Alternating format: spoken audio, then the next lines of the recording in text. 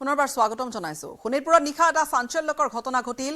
শোণিতপুৰৰ ঠেলামৰাৰ গৰুডুবাত গুলীচালনা। অচিনাক্ত দুৰ্বৃত্তৰ গুলীত আঘাতপ্ৰাপ্ত হৈছে নাৰদ খনালৰ ঘৰৰ কুকুৰ।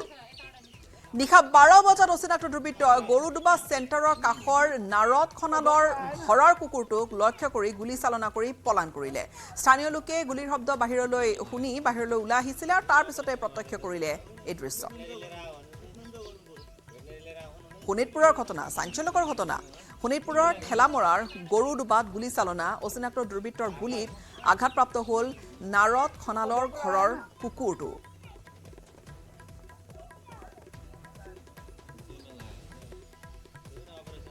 নিশা 12 বজাত অচিনাক্ত দুৰ্বৃত্তই গৰুডুবা চেণ্টাৰৰ কাষৰ নাৰদ খনালৰ ঘৰৰ কুকুৰটোক লক্ষ্য কৰি গুলীচালনা কৰি পলায়ন কৰিছিল। এতিয়া প্ৰশ্ন উত্থাপন হৈছে যে গুলীচালনাৰ বাবে লক্ষ্য কাৰোবাক বেলেগক কৰা হৈছিল নেকি, নে কুকুৰটোকে টাৰ্গেট কৰি লোৱা হৈছিল। স্থানীয় লোকে গুলীৰ শব্দ শুনি যেতিয়া বাহিৰলৈ ওলাই আহিলে তাৰ পিছতে প্ৰত্যক্ষ কৰিছে এই দৃশ্য।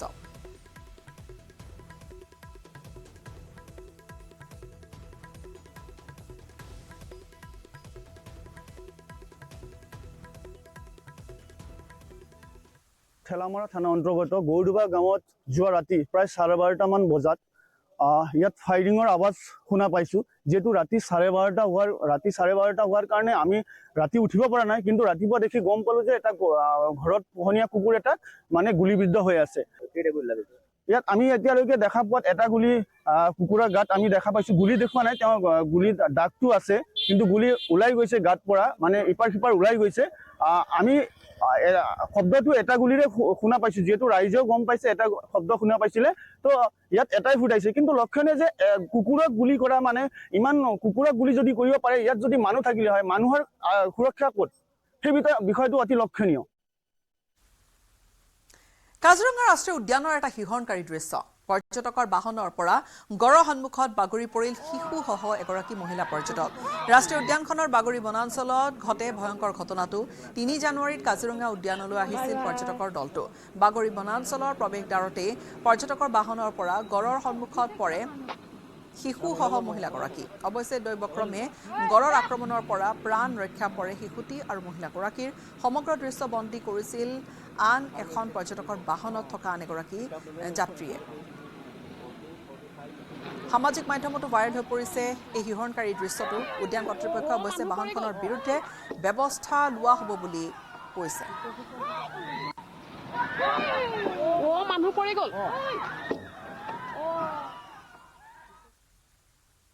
অস্তিত্ব ৰক্ষা কৰিবলৈ হলে বহিৰাগত খিলঞ্জীয়াই নিজৰ ভূমি বিক্ৰী কৰাৰ পৰা বিৰত থাকি নিজৰ হাতত ভূমিৰ অধিকাৰ ৰাখিবই লাগিব। চৰাইদেউৰ সোণাৰীৰ চাউলুং চুকাফা সমন্বয় ক্ষেত্ৰত অনুষ্ঠিত টাইপাৰ 6ম কেন্দ্ৰীয় চৰাইদেউ অধিৱেশনৰ মুকলি সভাত অংশগ্ৰহণ কৰি এই মন্তব্য News18 অসম Northeastৰ সম্পাদক পৰাগমণি আদিত্যৰ। আনহাতে নিজৰ ভাষা ৰক্ষা কৰাৰ স্বাৰ্থত ছপা মাধ্যমৰ লগতে ইউনিকোডত অসমীয়া ভাষাৰ উত্তৰণ ঘটাব লাগিব বুলি মন্তব্য কৰিছে। সমান্তৰালকৈ অসমীয়া সংস্কৃতি ৰক্ষা কৰিবলৈ হলে নিজৰ স্বকীয় সাংস্কৃতিক শ্ৰদ্ধা জনাবই লাগিব, তেতিয়াহে অসমীয়া জাতি জীয়াই থাকিব বুলি ভাষণ প্ৰসংগত উল্লেখ কৰিছে জ্যেষ্ঠ সাংবাদিকগৰাকীয়ে। অনুষ্ঠানত টাই আহোমৰ পৰম্পৰাগত সামগ্ৰীৰে বিশেষ সম্বৰ্ধনা জ্ঞাপন কৰিলে।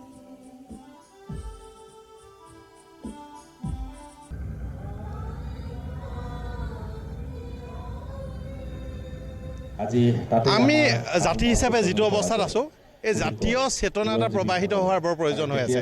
আৰু এই জাতীয় চেতনা এটা প্ৰবাহিত কৰিবৰ কাৰণে অসমত কিছু জাতীয় সংগঠনে ব্যক্তিয়ে অহৰহ চেষ্টা কৰি আছে।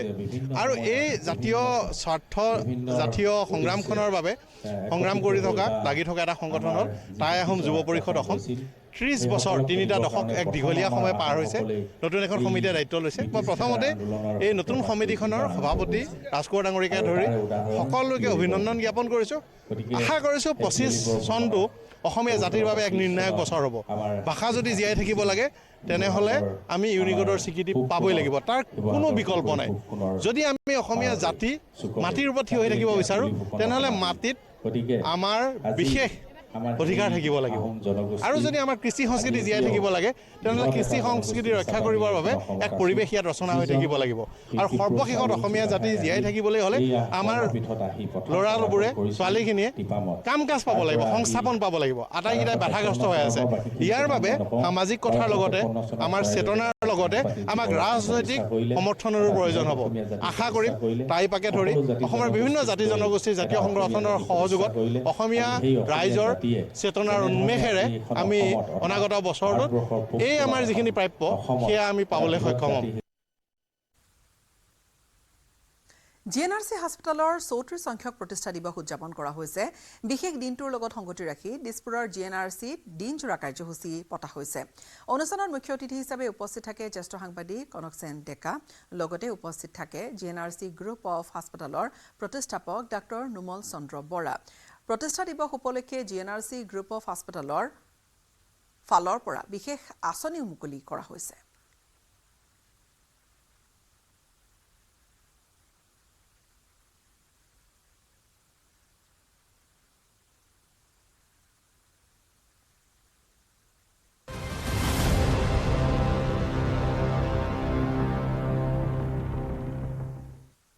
ডিকমৰ পমাতলি চাহ বাগিচাত ঘটি গ'ল ভয়ংকৰ ঘটনা শুই থকা অৱস্থাতে জীৱন্তে অগ্নিদগ্ধ হৈ মৃত্যু ঘটিল এগৰাকী মহিলাৰ শুই থকা অৱস্থাত নিশা হঠাৎ জ্বলি উঠিছিল ঘৰটো ঘটনাত সুমতি ভূঞা নামৰ এগৰাকী মহিলাৰ মৃত্যু ঘটিছে লগতে গুৰুতৰভাৱে আঘাতপ্ৰাপ্ত হ'ল মহিলাগৰাকীৰ স্বামী সুৰেশ ভূঞা সংকটজনক অৱস্থাত সুৰেশ ভূঞাক উদ্ধাৰ কৰি এমচিএইচত ভৰ্তি কৰোৱা হৈছে বৰ্তমান চিকিৎসা চলিছে কিন্তু আজি অৰ্ধদগ্ধ অৱস্থাত তেওঁক চিকিৎসাধীন কৰোৱা হৈছে অৱস্থাও কিছু সংকটজনক বুলি জনা গৈছে ঘৰটোত বিদ্যুৎ সংযোগ নাছিলে বা তেনেকৈ গ্যাস সিলিণ্ডাৰো নাছিলে তেনেহলে তাৰ পৰা জুই কেনেকৈ সূত্ৰপাত ঘটিল সেয়াও কিছু প্ৰশ্ন আছে আৰক্ষী বিষয়টো চাইছে সম্ভৱতঃ চাকিৰ পৰা জুই বিয়পি পৰাৰ সন্দেহ কৰা হৈছে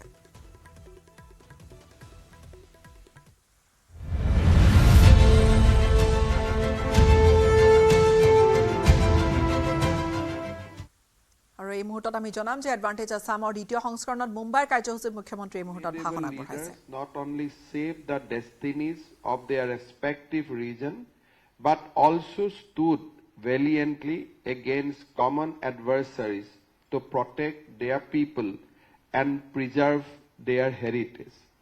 Let us draw inspiration from their leadership and unite in our efforts to forge a future that is prosperous and inclusive, honoring the legacy of these great heroes. Being in the easternmost part of India, Assam is strategically located between South and Southeast Asia, so as to reach 30% of the global population within just 3 to 4 hours of flying time, making it an ideal location for trade. Great heroes.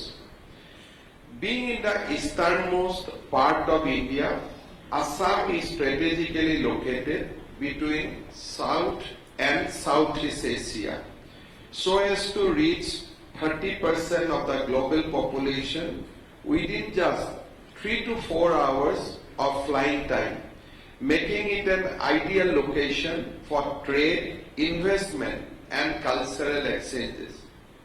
Assam has undergone a profound transformation from a region once known for unrest into a most peaceful destination under the leadership of Prime Minister Narendra Modi and is now eagerly pushing towards comprehensive development. Assam's GSDP has soared from $29 billion in 2013-14 to $68.7 billion in 2023-24 in current prices, achieving a CAGR of 12.4% with projected GSDP of $85.8 billion by the next year and $14.3 billion by 2030. To usher this growth, my team is focused on strengthening infrastructure enhancing manufacturing capabilities, expanding the renewable energy basket, and empowering human resource through governmental expenditure and private sector participation. Over the past decades, India has undertaken massive development works, and the primary beneficiary is Northeastern region and Assam. I'd like to highlight few of the points or few of the ideas why we are pushing investment in Assam. First of all, we have all seen that Assam is a model state, how from a militancy affected state, once Assam was known for its various kind of agitation, how people have converted it to a most peaceful state in our nation. If you go by the statistics and perception, today Assam is one of the most peaceful states, not only in terms of law and order, but also in terms of day-to-day crimes. I'd like to point out one small figure. In 2021, Assam used to register 1.6 lakhs FIR for various crimes. Today, the number has been brought down to 47,000. In between 2021 to 2024, the crime has reduced by 65%. If you go by another statistics which give you the uniqueness of Assam in case of social justice, we have all seen many cases are registered against various people for violation of rights and privileges of scheduled caste and scheduled tribe people. Last year, Assam has registered only 6 cases in the scheduled caste for violation of the scheduled caste acts and 8 cases for violation of scheduled tribes acts. That means today Assam has not only ensured a completely peaceful journey for everyone, we have also ensured complete law and order for everyone. The crime against women is coming down drastically, and today Assam is known for its crusade against the child marriage. Assam has taken up a mission upon itself that by 2026 will abolish child marriage completely from our state. That's the resolution, and we are working to achieve that day and night. Assam is an egalitarian society. We have no caste system in our society. Assam is one of the states where people are not known by their caste, but in Assam, people are known by their quality and people are known as a good human being. That's our only identity. Coming back to the investment, we are a state where for decades we are known for petrochemicals. The presentation has focused that how much natural gas we have, how much crude oil we have, and organizations like Oil India, ONGC, Indian Oil Corporations are doing their operation in Assam for many years. In fact, the first oil refinery in our country was set up in Assam, which is known as Deepoi Oil Refinery. So that's the kind of the history of industrialization in Assam. But having said that, we are now working at the basically with the inspiration from our Prime Minister, to ensure that Assam also become a manufacturing hub in days to come. We are working day and night to achieve that, and primarily this year Advantage Assam Conclave will focus on investment and infrastructure, because we believe to investment to come, infrastructure is also very, very important. Today, if you see the Assam's infrastructure, post 2014, Assam has seen rapid transformation on infrastructure front. Today, we have a huge road network, we have a solid, robust railway network, and our focus is also on the digital networks, which we are expanding every day. Today, Assam government is investing almost 65,000 crores for the infrastructure development with various agencies like World Bank and ADB to achieve faster development for our state. Central government is investing over 1 lakh crore for the infrastructure development in Assam, primarily on the road sector as well as in railway.